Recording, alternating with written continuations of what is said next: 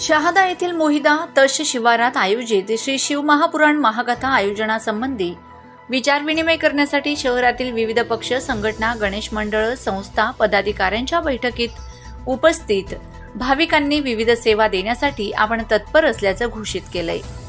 श्री शिव महापुराण महाकथा सिहोर मध्य प्रदेश येथील सुप्रसिद्ध कथावाचक पंडित प्रदीपजी मिश्रा यांच्या वाणीतून दिनांक 1 ते 5 एप्रिल दरम्यान भाविकांसाठी आयोजित करण्यात आली आहे।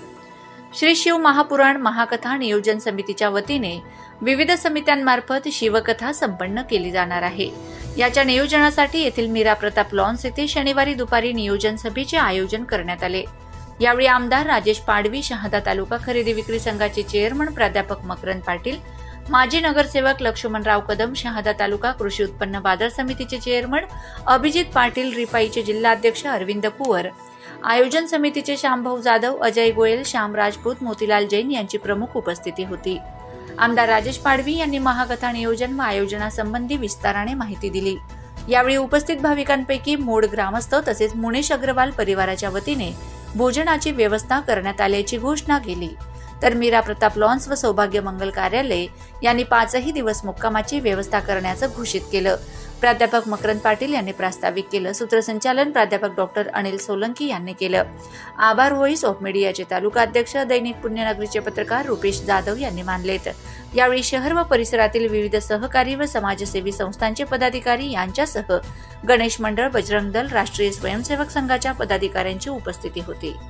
समाजातील अध्यक्ष, त्याचे पदाधिकारी व विविध संघटनांचे पदाधिकारी, कार्यकारिणी सदस्य व सदस्य मंडळ यांनी अमूल्य वेळ काढून आज शहादा शहराचे नाव संपूर्ण महाराष्ट्रासह भारतात नावलौकिक करण्यासाठी ज्या नियोजन बैठकीला उपस्थित राहिले त्यांचे मी सर्वांच्या आयोजन समितीतर्फे आभार व्यक्त करतो।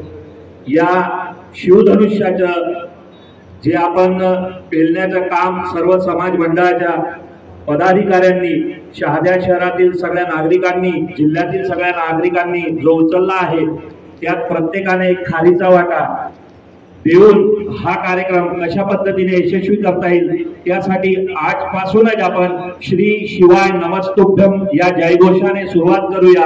आपण सर्व उपस्थित राहिले यासाठी मी पुनश्च आपले सगळ्यांचे आभार मानतो आणि आजची बैठकला पूर्णविराम देतो। येणाऱ्या बैठकीच्या नियोजनाचे मेसेज, निरोप तुमच्यापर्यंत पुन्हा पोहोचतील। धन्यवाद। श्री शिवाय नमस्तुभ्यम।